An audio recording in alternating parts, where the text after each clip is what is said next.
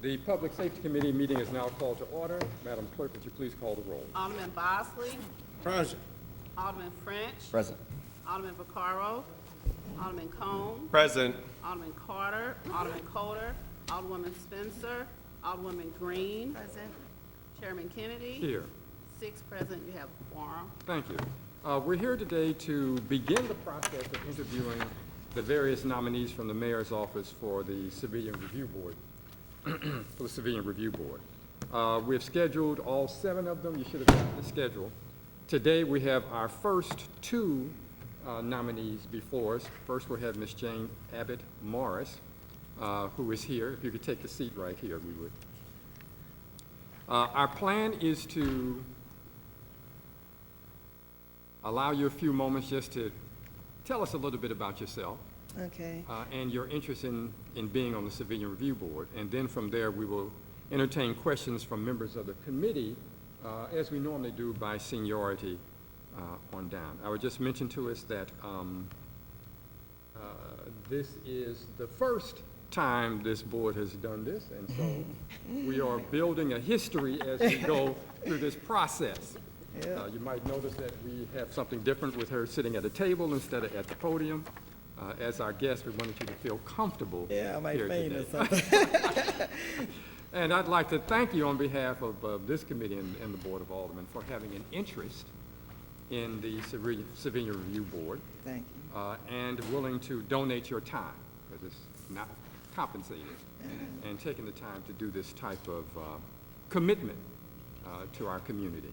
And so with that, we could begin by, each of us should have the resumes of both interviewees today, as well as a memo that I have just pointing out the qualifications, just reminding us of the qualifications for the Civilian Review Board.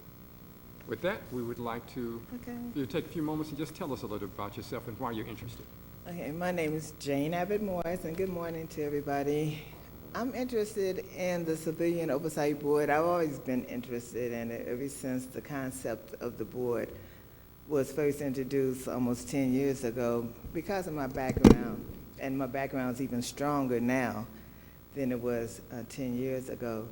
But my background has been with the public entity of it, beginning with working with the City of St. Louis in the Department of Personnel is where I got my start in human resources. And of course, as a human resource specialist, you're a troubleshooter, you give guidance to management and departments and resolve issues as they arise. So that's kind of been my background, but from that I went from human resources to equal employment opportunity areas of civil rights Title VII discriminatory investigations. And that became my niche in a sense, and I've been doing that for 26 years. I started in HR 36 years ago. And that has been my focus. Investigations, civil rights, human rights has always been a passion of mine.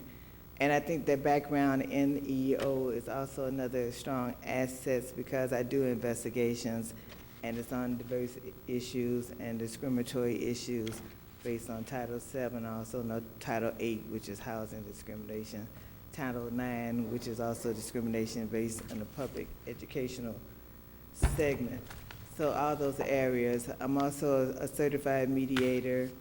I received my training from, my training from EEOC, from the St. Louis EEOC Commission. And they taught me everything I know, and I continue to be certified as a mediator, as an investigator, as a counselor. I have my own private company because of my love for this area. I developed my own company, Human Resources Select Services, which I've been doing for almost 17 years, right at 17 years. Ms. Abbott, Morris, I apologize, but various members of the committee have various levels of hearing ability. I'm sorry. Do you mind speaking into the microphone a little bit? Oh, okay. Thank you. Everybody's always afraid to speak in a microphone. Can you hear me better now? Can you hear? Can you hear me? I heard you just then. Okay, good. Okay, well, let me go back a little bit. I started my own company, Human Resources Select Services 17 years ago, and we do Human Resources and EEO services. And I was fortunate enough, because of my training that I received from EEOC, from the EEO Commission, from the federal government, I was able to get what they call a GSA contract with the government, and that's what my company does. We do EEO investigations, counseling, training, and mediations, and also human resources services as they come about, although the majority of our work has been in the EEO side. I also thought I was an asset because of my human resources background and my EEO background, and the neutrality of understanding confidentiality, understanding what's needed for an investigation, being impartial to the whole process. And so my exposure with the working side, I felt would be an asset to the board, but also on my personal side, just as a community person, from the time that I was young, from a brownie to now, I have served the community in different capacities, been a part of so many different organizations that help the youth and help the community, and advocates for civil rights and human rights. And those are the kind of agencies that I have generally become affiliated with throughout the years, from NAACP, from Urban League to youth issues, because I'm also strong with my support of youth and their development in the community. And so I've always been a part of the community. If you probably throw my name out, people either know me or aware of my background in the different areas. I've also, besides working for the city of St. Louis for almost 10 years in the Department of Personnel, I worked for the Civil Rights Enforcement Agency. Once I left personnel and became the Director of Employment Compliance, which oversees the EEO investigations for private industry within the city limits who employees had filed complaints. And I ran the employment compliance section. In addition to that, lost my train of thought. In addition to that, my human resources background and my administrative functions also, I feel, is a good asset from policy making. I've written policies, and when I worked for the city, this is what I was going to say, when I worked for the police department, I worked for the police department a couple of years as an EEO coordinator. I revised all their policies as it related to Title VII issues. I wrote their affirmative action plan. They didn't have a plan at the time. I was there as the neutral third party for employees and civilians who had complaints dealing with Title VII. And I remember when I was first hired there, because it was a new position. No police department in the nation had a position like that. And I was told that probably people would not come to my office because they would be afraid to file a complaint of discrimination because of the way that the quasi-military environment of the police department. And that wasn't true. Every month I had from 2 to 4 complaints. It was very successful. They were resolved. And the updating of the policies helped that. And the training that I provided at that time to the police department, and just refreshing people on the laws and policies and procedures. And it was quite successful at the time. So I thought just knowing the police department environment, being a part of the community in my professions in human resources and EEO, collectively, I felt that I could be an asset to the board. Thank you. We will now take questions from members of the committee. Alderman Bosley, any questions? Yeah, is there anyone in your family that you know close that's in jail or in prison? Oh, no. No one's in my family ever been to jail or been in prison. I don't know any generation in my family's ever ever been to jail or to prison. Well, I guess a follow-up to that, you don't have a friend or somebody that's been incarcerated or had a bad experience with the police department that you may have a problem with the police? Right. No, I can't say I have. No, I don't know anybody that's Okay, been how long have you incarcerated. been familiar with the police review board? How long have I been familiar with it? Familiar that there was one, because it ain't always been there. Right, in the beginning, when Mr. Kennedy was first trying to introduce the board, and it's been turned down all these years, I was first a part of, as a citizen, listening to that in the news, and I thought it was, of course, a great idea, but it just never came to fruition until now, so I'm excited about it. Okay. Tell me this here, what got you interested in even being on that board? Just my background, my experience in, like I said, in human resources, and just my love for the community. You know, I was born and raised here in St. Louis, and I stayed in the city of St. Louis because of my love for the community. And I just want the community and the police department to come together and try to work together on issues. Do you have any relatives or close friends that have been involved negatively with the police department? I can't think of anyone. No. Can't think of anyone, but the answer is no? Yeah, no. I mean, I was trying to think if I knew. I'm not aware of anybody who's had any bad experience with the police department. And so, no, I can't think of anyone, no. One last question, and what made you interested in even being on that board? Well, because I have worked with the police department, and I'm familiar with, I guess, police department and their environment. And I support the police department, and I also support the community just as a citizen and an advocate. And I think I understand both environments, and so I think I could be an asset because of my understanding. Last question. Has anybody that you know that has had a problem with the police ever come to you complaining? No. No. Thank you. Alderman French? Thank you. Clear some room here. Good morning. Hi. All right. So to follow up maybe on some of Alderman Bosley's questions, did anyone approach you about possibly throwing your hat in the ring here or applying for this board? No. So you applied independently all by yourself? Yes. Did you go through any other process, such as the CAPCAR process? No. Are you familiar with CAPCAR? No, I never even heard of them until recently. Okay. Yeah. So you just applied directly to, how did you apply? Yeah, I came over to the Board of Alderman's office. I thought I had to come to the Board of Alderman's office to get an application. I couldn't remember the process. But I came over, and my alderwoman wasn't there at the time, but I left a message that I wanted to apply for, get an application for, and they sent me an application by email, and I filled it out. Okay. Did you talk to your alderwoman at all about this? Okay.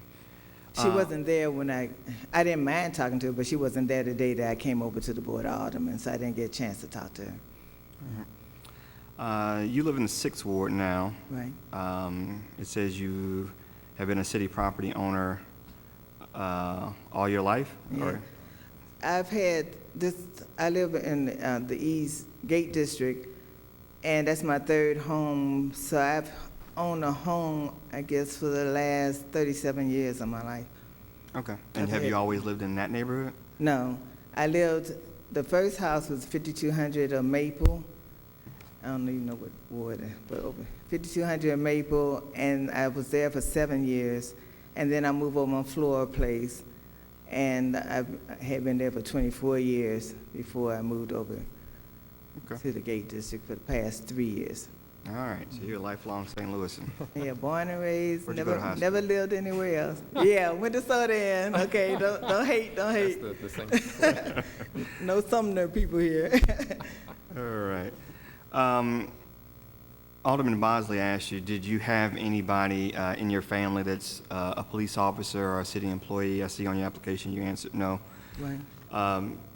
Do you have any close friends who? I have an ex-husband who was a police officer. We've been divorced for 17 years, and he's retired from the police department. Most of the people that I knew in the police department are retired or have deceased. You know, so. Do you know anyone currently working for the police department? Not that I know of, no. Any city government? In the city government, I still know a few people in the Department of Personnel that may still be there, but other than that, I'm not sure. Alderman Bosley asked you if you had anyone in your, that you knew that had a negative experience with the police department. You answered no. No. On your application, you described, though, that your son had been stopped and questioned unnecessarily by police officers Right. or harassed. Said these situations were resolved peacefully, but Right. should not have been initiated from the beginning. Racial profiling was involved. Right. Can you discuss that a little bit? Yeah, and then this is from a parent's perspective. My son, I guess he just took it as par for the course of being a black male in the community. How old was he at the time? It's been different. At that, the one that I'm thinking of, he was 20, probably 20 years old. He was in college. He was home for Thanksgiving break or something, some break, some holiday or some weekend that he was home. And he was stopped at Tower Groves. Well, it's been a couple of circumstances where he was stopped, but he was stopped at Tower Groves and told to move his car. He was sitting on the bench just thinking or whatever, and this was in the daytime, like 2 in the afternoon, and asked to move his car, and he said, okay. And then when he got ready to move the car, the wheels stuck. I think it had been raining, and the ground was a little sticky or something, and his wheels were, he had an old car. His wheels were turning, and so he asked the Tower Groves sheriff person who had told him to move the car if he could help him push the car a little bit, and he said he wasn't going to do it, just get it out of here, he's going to call the police. And then the police came, and then the police said, well, he said, I'm trying to move the car, can you just help me push it a little bit? And then the policeman said, well, you don't get out of here, I don't have it towed. And he said, well, I can get it out of here, but could you help? And I guess he just thought it was a minor thing, but he's trying to move it, but the police was a little aggressive and harassing for the situation. But nevertheless, I think he might have mentioned his father at the time, that his father was a policeman, and because of that, the police officer helped push his car and get it out of the way. But when he came home, I could tell something had happened, because I know my son. And he just said, and he had a friend at the house at the time that he came home.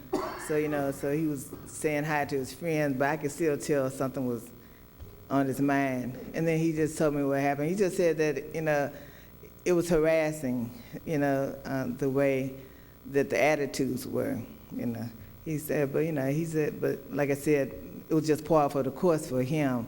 But I felt kind of flustered. That was the only time, in fact, the only time in his entire teenage life to that point where he ever had to mention his father's name, because he felt it was escalating.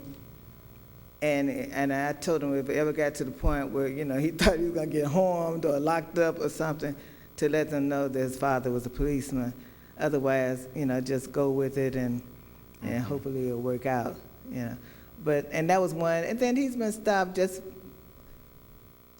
being in a car with his friends, being just 4 black males in a car, just stopped just because there's 4 black males in the car. And they search and ask questions. That's just a normal routine for a black male, I guess, in a sense.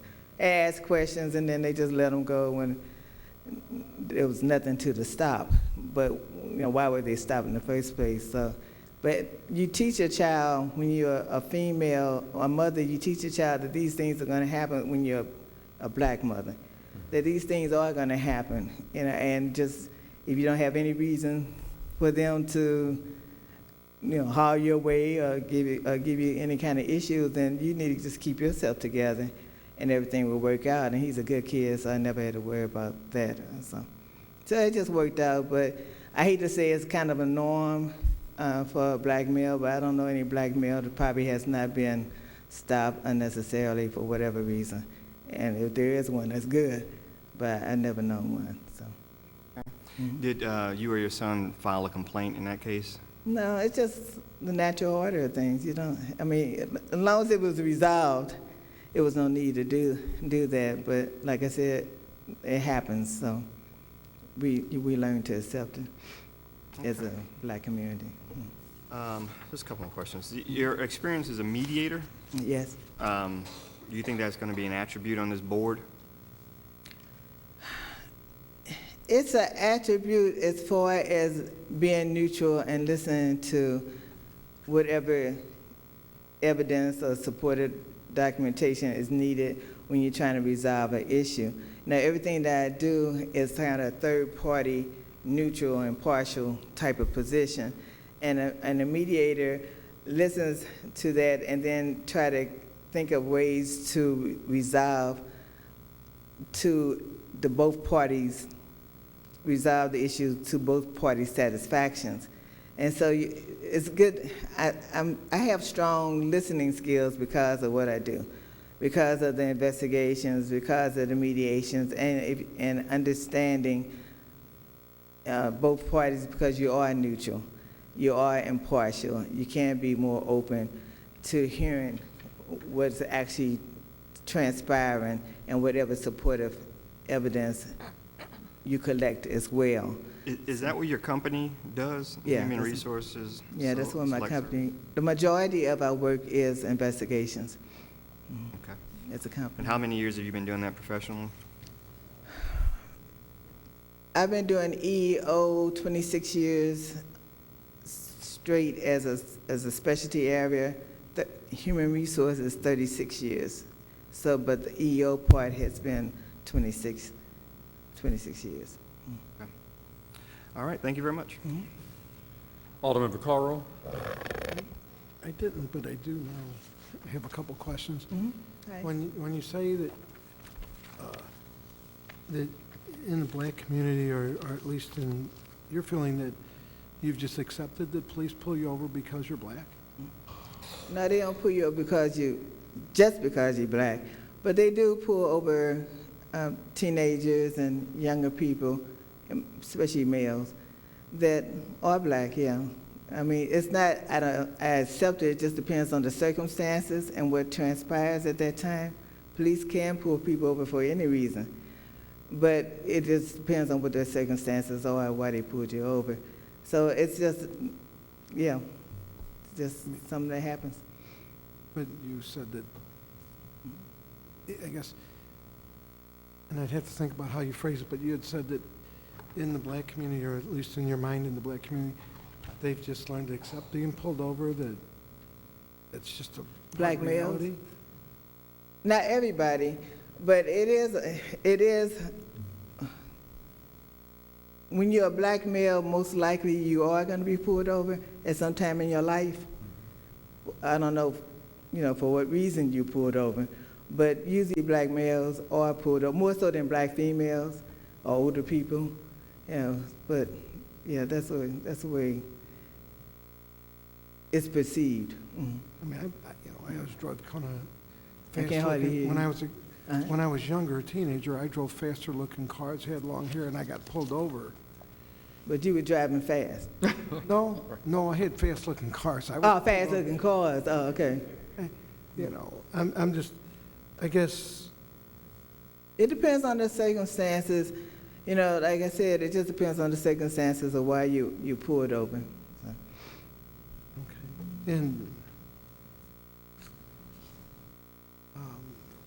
And your husband is retired police officer now? yes.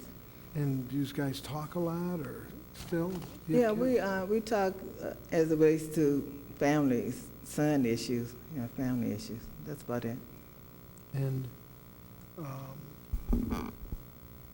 does he talk to you about police issues or what he feels about the department or? No, he never did when we was married, and he wouldn't do so now. That would be against the creed. Talk to me about stuff. No, we didn't talk about police issues. Well, I really didn't have any other questions. That was just more of a concern than anything. Okay. Thank you. Alderman Cone? Okay. Alderman Coder? No questions, Mr. Chairman. Should we give you a moment? I know you just walked in, but you're up Right. next. Hi. Hi, You ready? good morning. I don't have any questions at this moment, I apologize. Okay, no problem. Alderwoman Green? Just a couple of questions. Okay. What does it mean to you to be neutral? Neutral means that I have no preconceived ideas or notions about whatever the issue may be, that I can look at it openly and objectively. And if, being on the Civilian Oversight Board is going to be kind of a group decision-making process. So can you describe to us kind of how you work with other people, and especially if maybe you don't agree with what they're saying, and how you still get your point across? Work with other people. Well, I'm good with working with people in general, but it just depends on what the circumstances are, but I'm always open. I'm not a closed-minded person or just have it's my way or no way type of attitude. I'm open and objective because that's what I've always known. I've worked within the community with all the organizations that I worked in. You learn through leadership how to get along, how to communicate effectively, and how to even agree to disagree effectively. And you have to guide and also be a good follower. So in my leadership roles in the community, just being on committees with top ladies of distinction or serving on some committee with the Coalition 100 Black Women, whatever my role has been, you learn to work with people and pull people together for the goal that you're trying to accomplish. So that's just been always a part of my life as a community person and as a working person.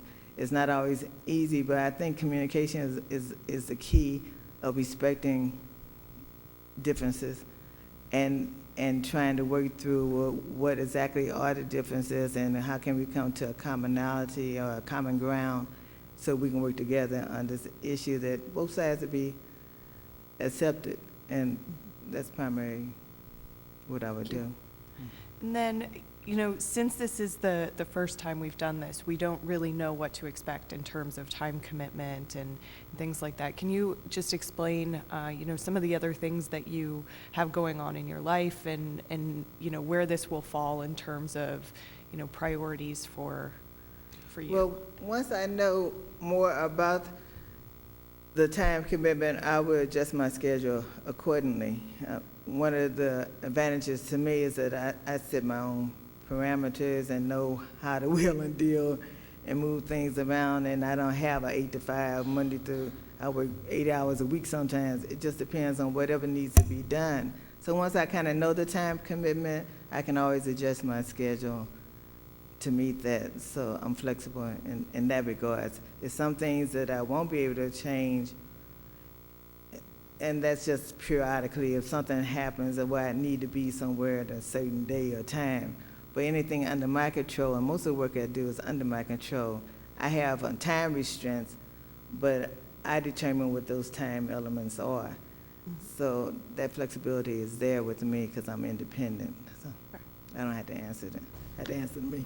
Right. Yeah. I think that's all my questions for now. Thank you. Okay. Alderman French has a follow-up question. I have one follow-up. Right. On your application, it said, please list all social media accounts you maintain, and it said NA. Do you not have any social media accounts? I have a Facebook. That counts. Yeah, I have, but I'm not one to really get, my girlfriend put me on the Facebook. I don't really go on the Facebook. In fact, Facebook got mad at me. I remember one time I went in there to just check on stuff, and I couldn't remember the password, and I kept playing around, and Facebook said, try to remember your kind of cursed me out on the, try to remember your password and stop playing with the system, because every time I went in there, I couldn't remember the password, because I only go in there once in a while, so I don't use it. I don't ever send anything through Facebook. I just really look at other people's pictures and stuff that they send me sometimes, but I don't even barely know how to use it, so I'm not, it's just a thing to do. Okay. I'm not a social media person, but I am on LinkedIn as a professional, but I don't go on that either, but I am a member of that, and I keep up with other people and what they're doing. My life is pretty simple. I have nothing to put on there. Okay. So Facebook, LinkedIn, no Twitter.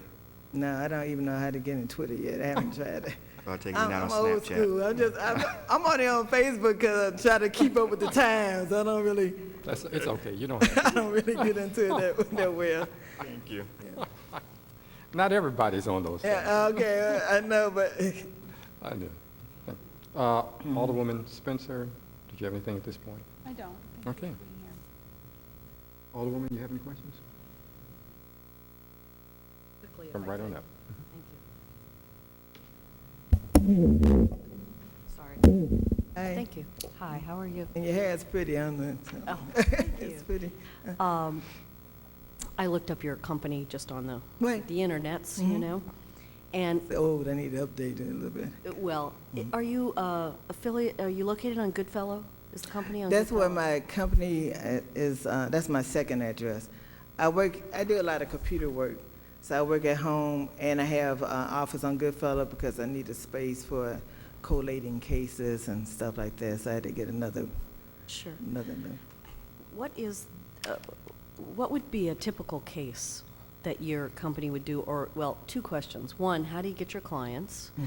And they find you somehow, or, and are you representing the person that has an EEOC complaint ordinarily? Right. And so how do you get your clients, and just give me an example of what you do?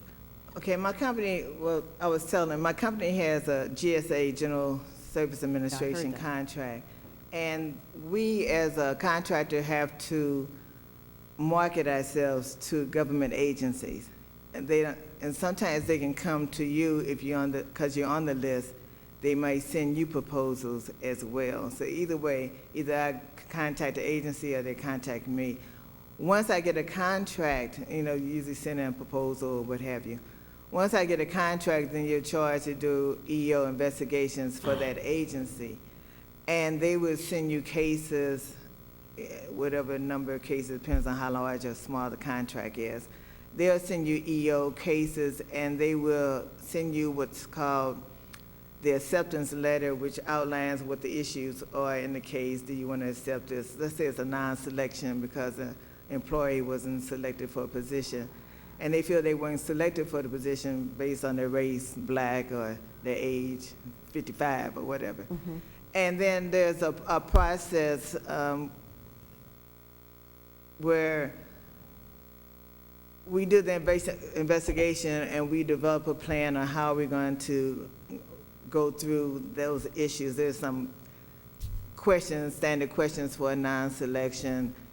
If it's a discriminatory, sometimes it can be a discriminatory issue of race or age, or it could be a hostile work environment or harassment issue based on the same thing. And we have what's called, based on the prima facie, on the face of it, they feel they were discriminated against based on race or age. And then there's a process from that point. We interview everybody who has any direct knowledge on the issue. It's usually against the management official who committed the act under whatever agency. And then any witnesses that have any information regarding that is also interviewed. The complainant might have some witnesses as well, but you only interview witnesses that have direct knowledge, not hearsay. Somebody told me I was down the street when it happened, but I know it happened kind of thing. But somebody with direct knowledge. And we get any kind of documentation and kind of supportive information we have and pull it together in a report, and there's a format for the report. And that has to be submitted back to the agency within 45 days. and then the agency takes it from there. Now, in the past, it has evolved through the years. When I used to do the EO investigation for the Civil Rights Enforcement Agency, we would do the final agency decision as well. We would say it's cause or without merit type or no cause kind of situations. But they changed that. Oh, when did they change that? It's been a while, but they changed that back in the late 90s, where we don't do the final agency decisions. Whoever does the investigations, we just gather the information, the facts, and write up the report. And then the agency would take it and give it to somebody else. It might be another contractor or a department within their agency to review their report and make a final determination from that. I also know how to do that, but that's separate. That's called a FAD, Final Agency Decisions. I do every aspect of EO. So I can get a contract where I just do the FADs, or I do a contract where I just do the investigations, or I do the counseling. But you can't do all the same agency. Well, you can do all, as long as it's different investigators doing the different aspects. Sure. Thank you. That's helpful. Okay. Sounds like you have some good experience. Yeah. Thanks. No further questions. It's my livelihood. There are a few other older people. Alderwoman, did you have something? Ingracia, did you have something? Okay. All right. Who? You have any questions, Alderman Ogilvy? Okay. All right, and then see you back there. Okay, then. Any other questions from members of the committee? If not, then we'd like to thank you. Thank you Okay, very much thank for you taking the for your time out time. and talking to us. Thank you. We will take about a 3-minute break. We're waiting for our other guest to come up. He's in the building. 3-minute recess. I won't go anywhere. Sorry I was late.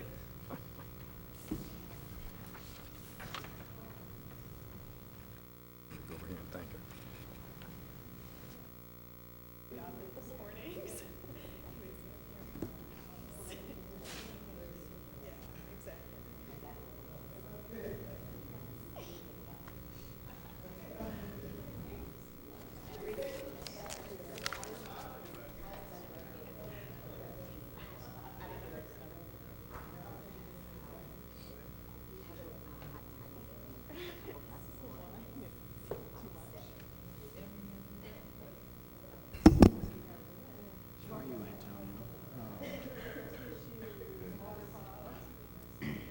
New computer?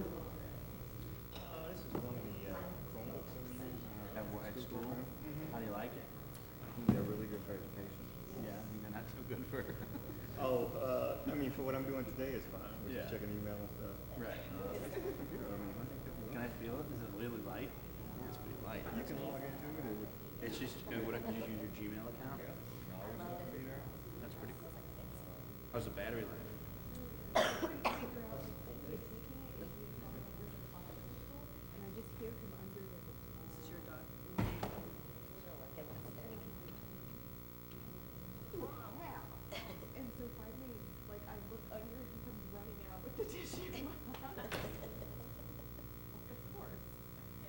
Well, he was in my purse. He finally got something. He got fine.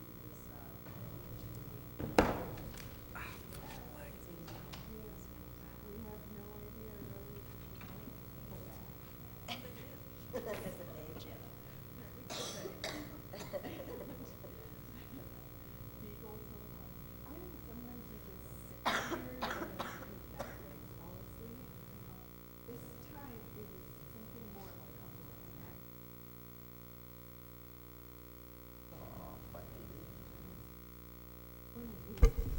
This stuff broke. My copier broke down.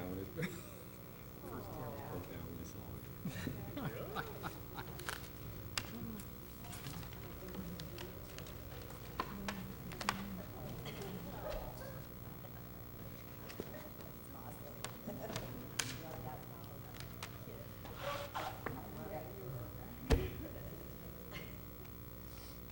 goodness, poor head.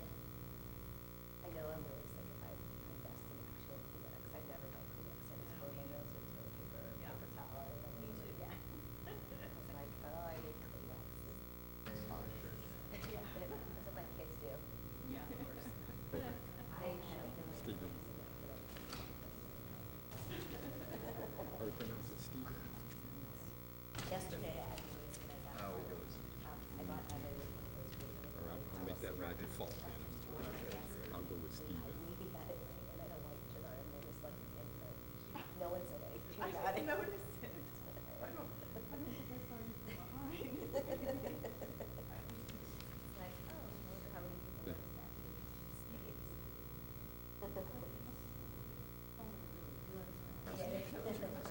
Oh, that's the question.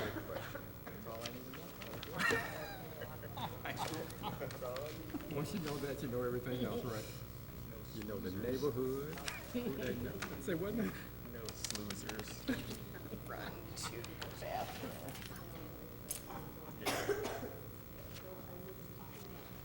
Well, you're part of DC. Where'd you go? Hey, Pister. I went CBC. Nice tie. You went to CBC. I started off this loop, that was CBC. Oh, that's where Johnson went. CBC. This is just facts. I don't know, what is this? Oh, Should be the policy and then the data. okay. Did it-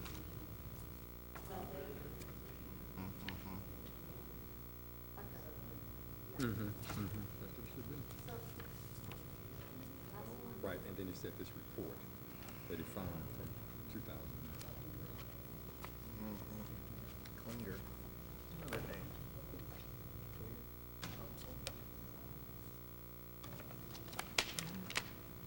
Okay. So it's one for each member? These are, he just made, when he got going, he just made extra. Oh, okay. Great. Just to make sure in case it broke down again. All right. We can give them to other members of public safety. But everybody on the committee has it. Subcommittee? Yeah, everybody in the subcommittee has it. Okay. All right. It was an extra, I'll take an extra. I'll give that to Okay, her. sure. Intern I think you voted. They think this is different. We don't feel like it takes. Take all the extra ones back, yeah, whatever. You want another, you want to take? Yeah. Take them? Well, we have to out a couple of interns Which worked one? out. I think this is what. I think I put one on your desk. Did not. You can use them. Don't lay me down. I just got a message from, from Patrick saying that Winston was walking and bringing him in. I'm gonna go see if I see him. That's not even a cup of coffee. I'm gonna finish his email.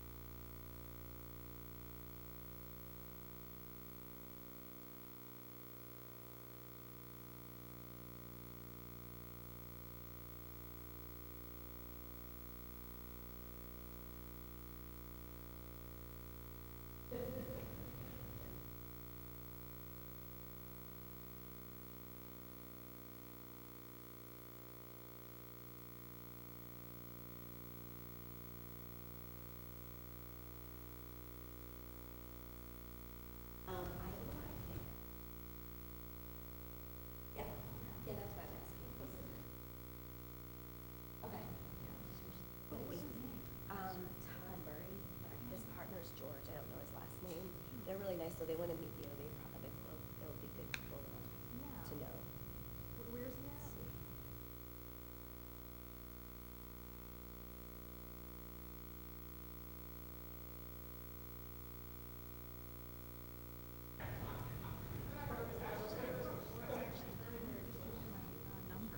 Okay.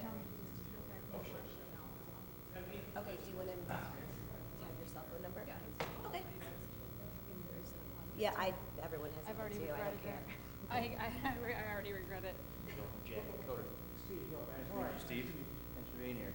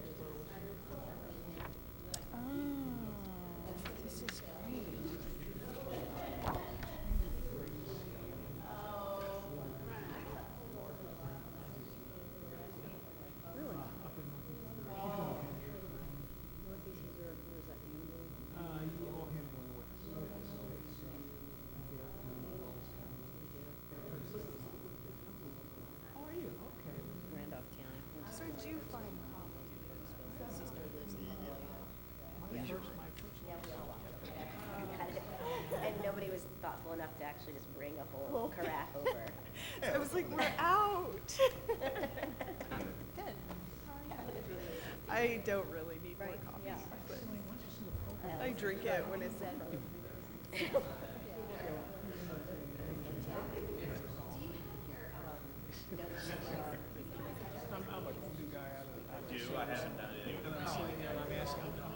My point is being asked this question. You now told us about all of your felony convictions. That's not a bad question. That was Stan, I took a note to the judge's meeting, right? She does. Yes, I can. But it probably won't be Monday.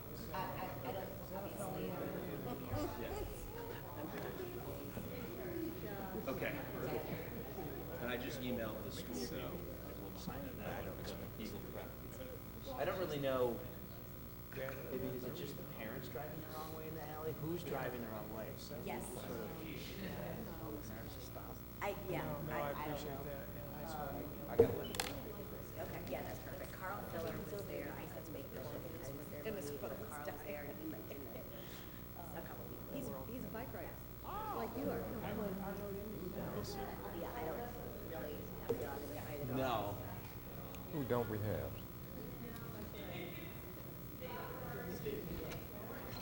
For Carlos.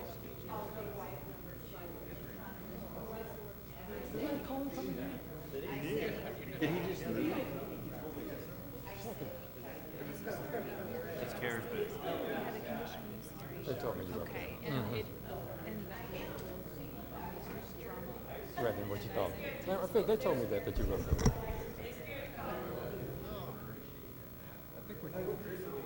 Except for Bosley.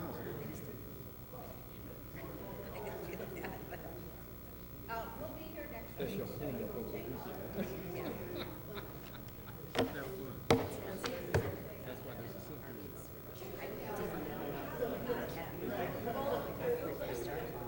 That's why you have a subject out beyond that. You can have fun going through that.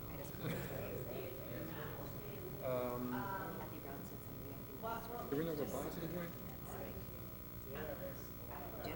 Okay. We announced it, so we're gonna go ahead and just. 3 minutes. Do you have a quorum? We have a quorum.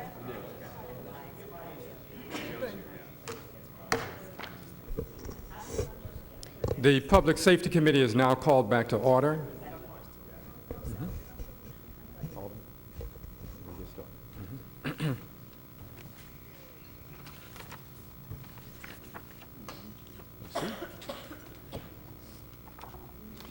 We have our second guest here today on the mayor's nominee for Civilian Review Board. And it's Stephen Rovack. Who is here today. First, we'd like to thank you for having an interest in civilian review and submitting your name and making the commitment to take the time out to do this type of work. We really appreciate it. This is the first time, as you know, that the city has had this and that we've gone through this process. So we are learning as we go along here.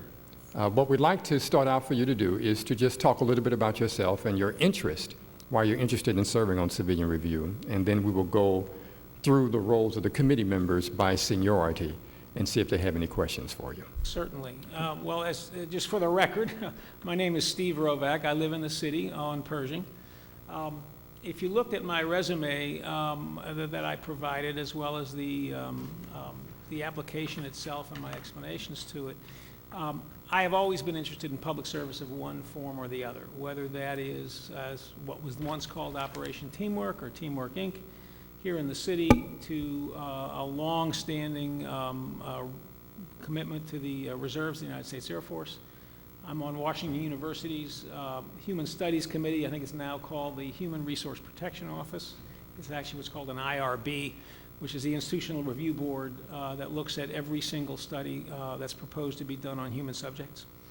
And then when it came to this particular opportunity, it struck me that, again, if you look at the resume, you'll see that I have a master's degree in forensic sciences, and I did a fellowship in forensic medicine, reconstructing what has happened in the past in an event that is very often very similar to, if not identical, and actually coming out of interactions between authorities and individuals is something that I'm trained to do and I have done. And so when this came up, it struck me as an opportunity for public service uniquely suited to some of the training and background that I've had. The other thing is I had a long military career, over 7 years active duty, a total of 30 years commissioned service. The military, as a judge advocate eventually, the military often looks at people who are under arms, who have to act in a very fast way, and did they act appropriately or didn't they?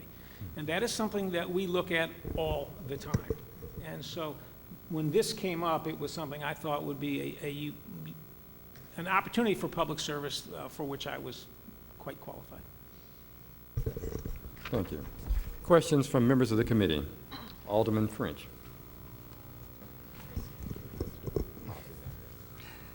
Thank you. Thank you.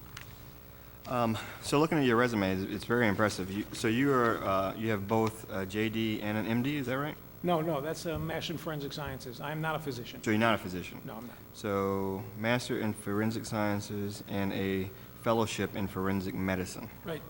Okay. Currently you are but you practice law as your profession? Yes. It noted that you were you're a fellow at the American College of Trial Lawyers. Right. And the International Academy of Trial Lawyers. Right. I saw something here it was. Co-chair of the Mediation Committee of the International Institute for Conflict Prevention and Resolution. Right. Can you describe that a little bit? So do you have experience in mediation and conflict resolution? Yeah, the overall phrase would be alternative dispute resolution, or ADR. And as you know, lawsuits, or you probably know, lawsuits can be extremely expensive, time-consuming, and often don't really reach a result which is suitable for either party, unless you're talking about somebody who wants a big pot of money. So it is often thought that the best way to resolve these disputes is through either arbitration, which is a little less formal, or mediation, where people sit down and resolve their differences in what hopefully is a win-win.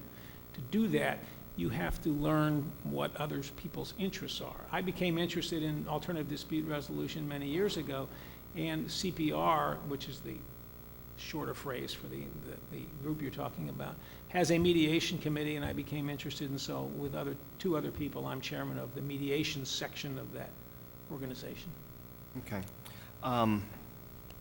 Have you ever had a run-in with the police? run-in with the police. In the criminal sense, no. In the traffic accident sense, yes, I got plowed into on Kings Highway once, and had to deal with the police who yes, but only in that civil. Any negative encounters between you and the police? Yeah, I thought actually at that incident, and I wrote the chief of police about it at the time, I thought at that incident, the other person was coincidentally quite friendly with the police officer involved, drew a map of the, you know, if you ever look at a police report on an accident, you'll see a map of the area where the accident took place, which did not reflect how the streets in the city are laid out. In fact, how that street was laid out. And I thought that was wrong. I thought that was unfair. Somebody was trying to take advantage. And so you filed a complaint? It wasn't a complaint. It was, I simply wrote and to the police and said, this report is wrong. It is clearly wrong, and it needs to be changed. Did you get a response in that case? Yeah, and I wish I could give you names, but I can't. This has been at least 10 years ago. Yeah, I got a response. I got a call from a lieutenant who would have been in the district that this occurred, and called and explained to me this, that, and the other, and we agreed to disagree, but at least it was looked at. Okay. So as a attorney, I'll ask you probably more questions than I would ask the layman. Have you had a chance to read this ordinance that creates a civilian Yes, oversight I haven't board? studied it in the sense of made notes on it, but yes, I've read it. So are you familiar with its powers and limitations? Generally, yes. You're familiar with the fact that, for instance, this board presently does not have subpoena power? I saw that both when this board was being discussed as a matter of public discussion and also when I read that. That's right. Are you also aware that this board does not have the authority to be able to directly question officers or employees of the police department? It's about a year early to be concerned. And what I mean by that is the regs, as I understand it, are being written. The procedures are being written. The level of buy-in from the police department is not yet really been determined, what I'll call on the ground, okay? And when these proceedings start, at a certain point in time, we're going to know how much information we get, how easy is it to get information, do we really need that subpoena power? Does that subpoena power impact others or third parties that we might not want to impact? Can we get the information other ways? And that same thing is true of interviewing. A lot of that's going to depend on the volume of these complaints, the nature of these complaints, whether or not the investigation of these complaints would be slowed by our being there at the interview as opposed to having a staff member, and how many staff members and so forth is yet to be determined. I'm not ducking your question, but the real answer to your question is ask me in a year. Right now... I didn't really get to that question yet, but that was the next question. The next question is, as a member of this board, if you feel that the limitations are such that you can't do what we want you to do or can't do what people think this board should do, would you be comfortable as a member, asking the board of aldermen, for instance, to give it additional power? I think yes, the way you would do that is what's critical. Yes, you go to the board itself. Am I the only guy on the board who feels this way, or are we stymied? And if we are, we would go to the appropriate authorities, and if you don't get that response and you consider it to be a problem, that the needs of the citizens aren't being met, you do what you have to do. Okay. All right, thank you. Alderman Vaccaro. I'm going to give him, I know you just walked in, I was going to give you a moment to come back to you. Yeah, any question? I don't have any questions. Okay, yes, sir. Alderman Vaccaro. Actually, just a couple. So you practice law right now.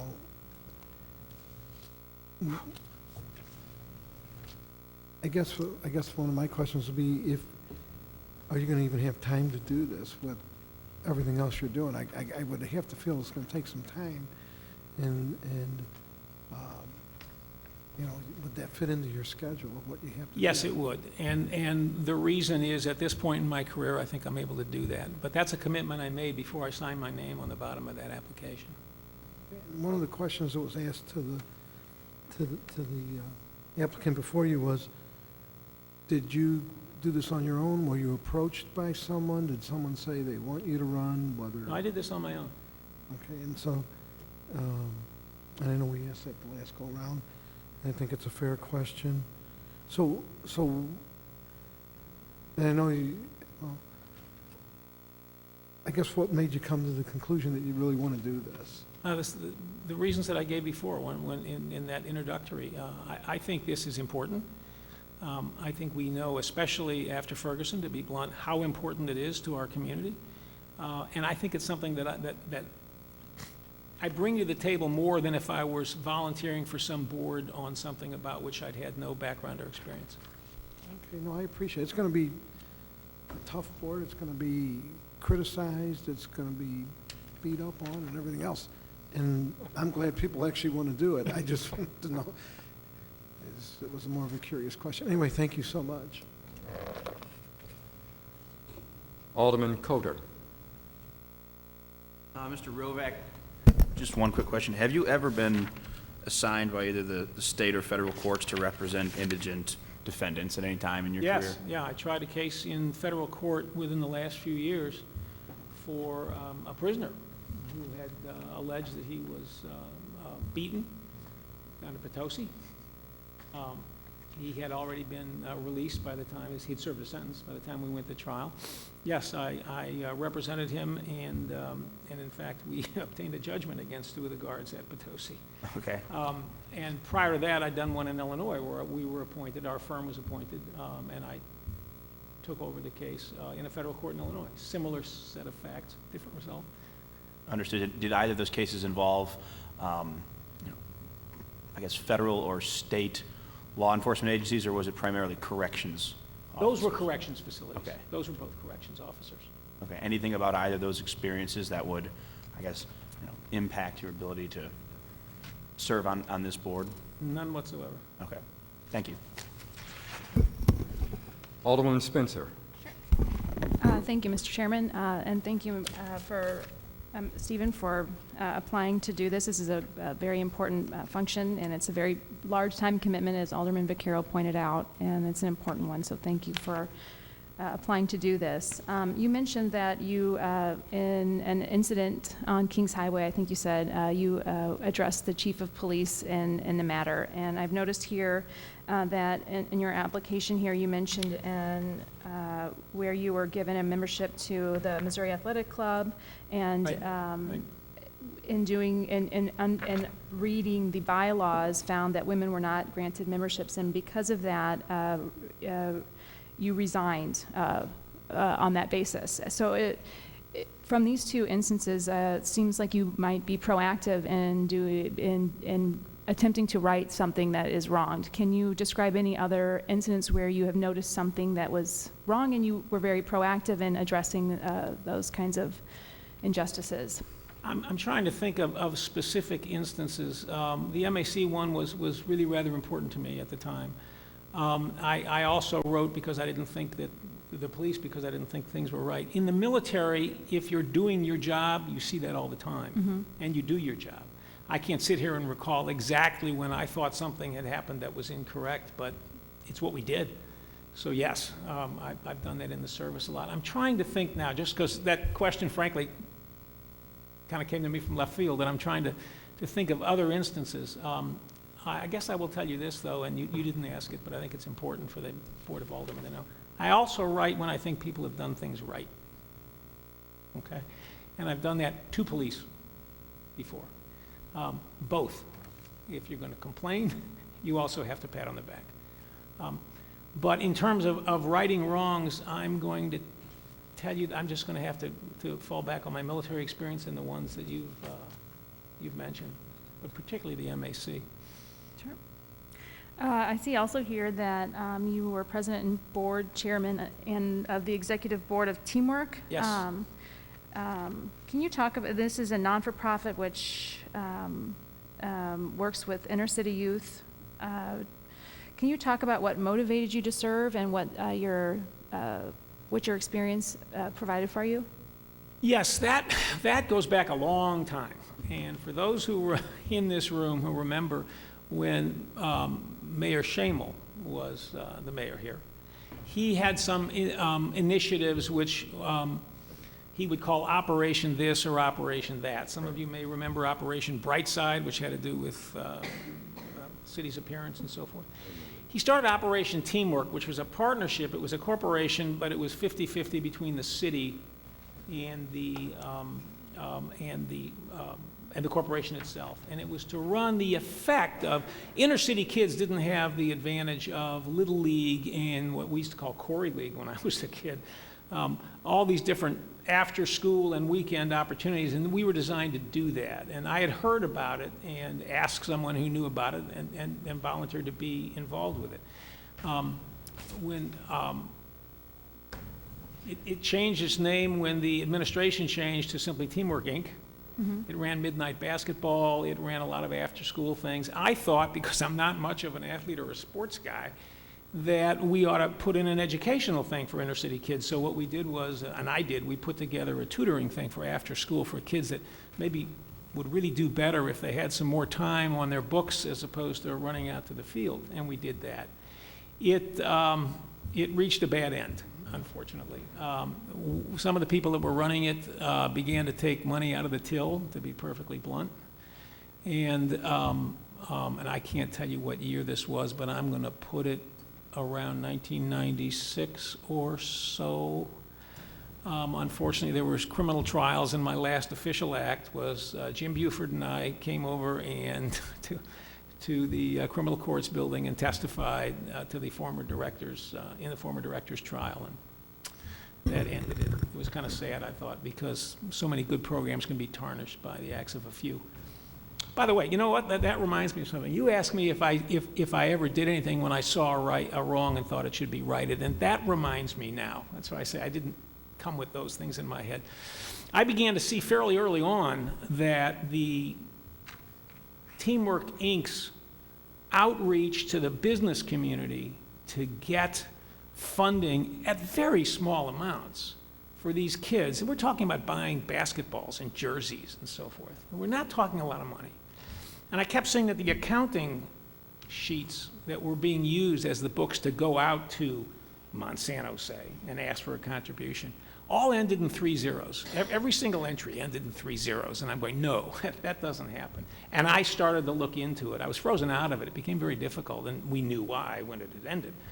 But I went out of my way to the point of going to one of the other board members who was a judge on the court, on the circuit court here, and saying, how do I handle this right? Okay, to be perfectly blunt, I'm the white businessman, to be perfectly blunt, who's seeing this and is going to be making accusations. How do we handle this correctly? And that's actually when all this started to unravel. People began to look. Jim Buford began to look, I remember, and there was a time when we finally said, we got to get out of here. We cannot continue to add our names to something that's got to be fraudulent. And I went out of my way to make sure that those audits got done. Right, thank you. So it's, as you pointed out, has been some time since Operation Teamwork. Have you participated in any community efforts since that time? Community service related or community involvement? In terms of the St. Louis community per se, there's the Institutional Review Board at Washington University, and I was a very active reserve officer starting in 1990, 1991. The time commitment of someone who's an active reservist ramped up. And those were the two things that I did that were outside of law practice that I think were public interest. One of the functions of the COB board is to kind of bridge gaps between the community and the police officers in our city.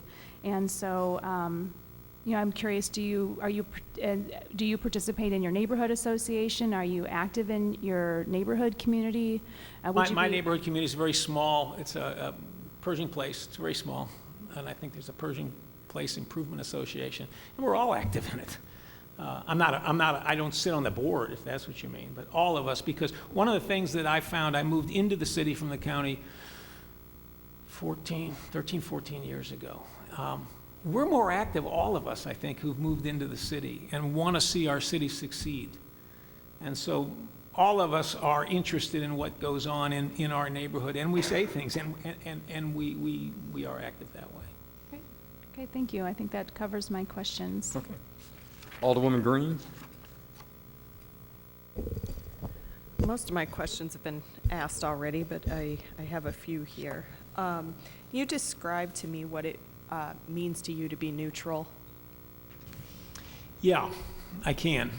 The definition of prejudice is to prejudge. That's where the word comes from. So when you hear a dispute, when you know that there's a dispute, and what I do, whether it's ADR or in the courts, is resolve disputes. And when you do that, you're looking backwards, not forwards. You can't make a decision early. There's what's called the rule of diminishing facts. People who come into an arbitration, a lawsuit, a mediation, thinking they know everything that happened, the longer they sit there, the more they see how it looked from the other side, what was happening here. So neutral means that you start out without prejudice, that you start out and you learn, and in my business it's critical, you listen. You don't, there's nothing worse than going into a court and having the judge go, I know what's going on here, because they usually don't. The fact is you have to listen, and you have to take things in, and then you have to hopefully bring to the table, and that's the nice thing about this board, the experience of people who come from different walks of life, and they can tell you how these facts hit them. Then you can start making decisions. So neutral means you start from zero, and you don't prejudge. And that kind of brings me to my second question. So this should be a group, theoretically, that represents a very broad section of our community and has people on it with very different backgrounds, levels of education, life experiences. Can you explain to me, how you work with people who might have different backgrounds than you, who maybe don't have your education level, and make sure that their voice is still heard at the table? It's what I said before. You can't filter everything. You have to listen well. And listen to what's being said, listen to what's being represented, and then at the same time be bringing in different filters. So if your only filter is that you're a business person, or in my case, a partner in a law firm, and that's my filter, at the end of the day, I'm not going to have heard really what we need to hear. You have to choose two different things. One, you have to choose to listen, and then the second thing you have to do is you have to choose to bring in different filters from different places. First off, from what the people tell you, what's their experience, but then other people who have had similar backgrounds and experience, what is their filter?